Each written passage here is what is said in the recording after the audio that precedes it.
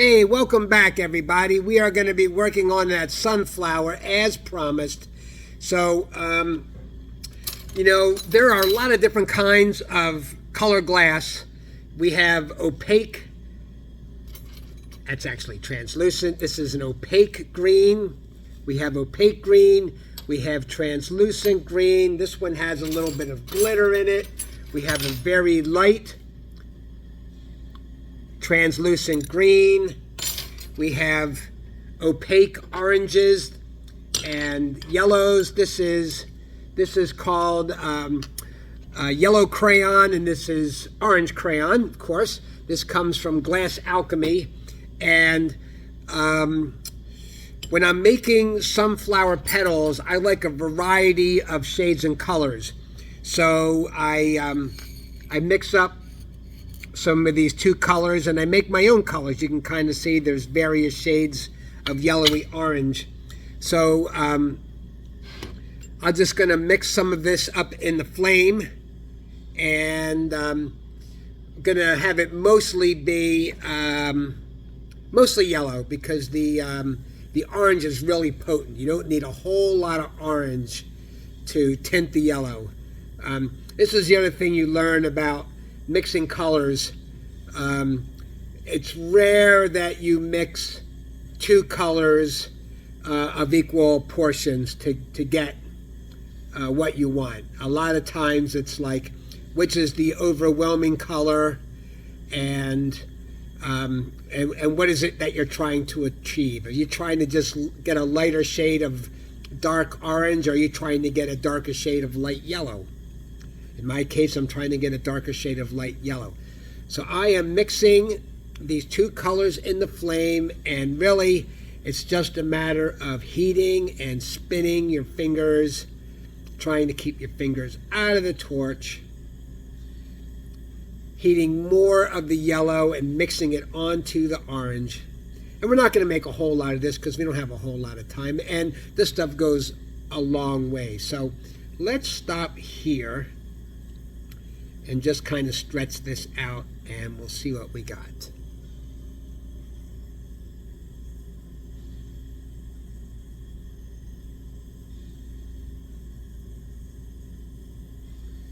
Of course, these colors, this orange and this yellow from Glass Alchemy, we know there's a lot of cadmium in this glass. It's always important to have an exhaust above your flame.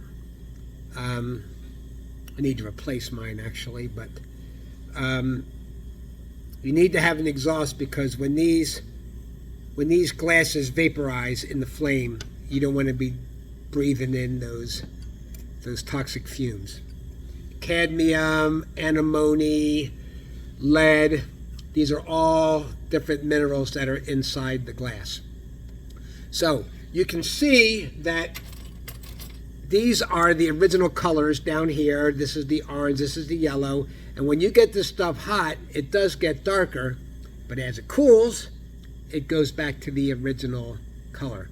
So let's see here. Let me use this one, and I'm gonna leave this right here so you can see how this is going to change colors as it cools. And I'm going to use this one, and I'm going to make some little flower petals. And what I use is I have what I call the mini mashers. These are the mini mashers. These are pretty common. You should be able to buy these anywhere. If you're doing glass blowing, you need to have mini mashers, and then you need to have maxi mashers. These are your maxis. You can see this is a nice brass plate on here. You can get these pretty hot without doing much damage to your glass. These, on the other hand, are stainless steel, and these you cannot allow to get too hot, otherwise you're going to put impurities on your glass. You can see this is still cooling, but this will eventually, like this, from right here down, will go back to being completely yellow. And then this is my orange, and it's pretty much going to stay this color, and the orange has gotten back to where it is.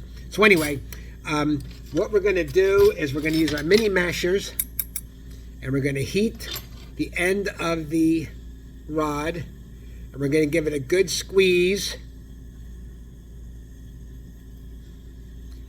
So we have a little, I don't know what you call that. I wouldn't call it a flower petal because it's got a nub on it. And the only flowers that have nubs like that are like succulents. And we know that some flowers are not succulent. So you just pull it, get a little point on the end, and then you do the same thing with the other side. And you got to do it fast. So you want to have a flower petal that looks like this on both sides. So again, you just heat. Get this out of the way. You get the point though. You see how it's cooling down? All right, let me get this out of the way. You heat just the end. You mash.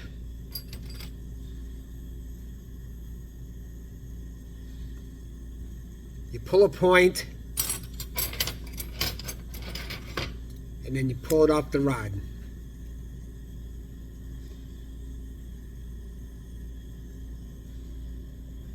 So, when you're making a flower petal, when you're making when you're making a sunflower where you need 20 or 30 petals for your flower, you're going to sit and you're going to make a whole bunch of these little flower petals. Always make twice as many more than you need, because chances are as you go through them you're going to drop them. If you drop something, you don't go looking for it, you just grab another one. You got to keep it moving.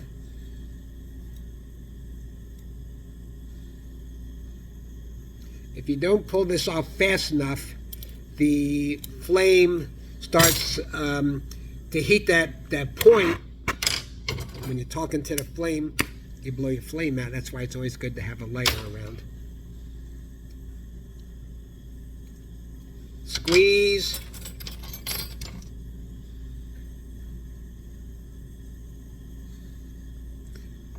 Pull to a point and pull it off.